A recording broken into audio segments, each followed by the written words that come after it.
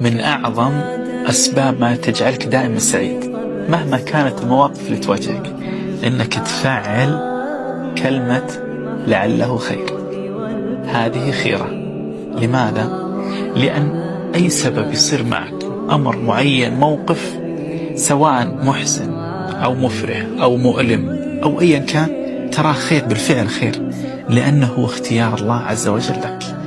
لذلك كل ما يصبح لك موقف قل لعله خير. في تلك اللحظات أنت تطمئن لعله خير، لأن الموقف هذا الذي اختاره هو الله وقدر عليك هو الله. طيب من هو الله؟ الله الذي يرحمك ويلطف بك، وهو من يرزقك، وهو من يحميك، وهو من يشفيك، وهو من كان يعطيك وأنت في بطن أمك، يوصل إليك الطعام والشراب والرحمة واللطف من سبحانه عز وجل. فلذلك فعل في حياتك، في كل مواقف حياتك، لعل خير لعل خير، بتكون مطمئن وسعيد.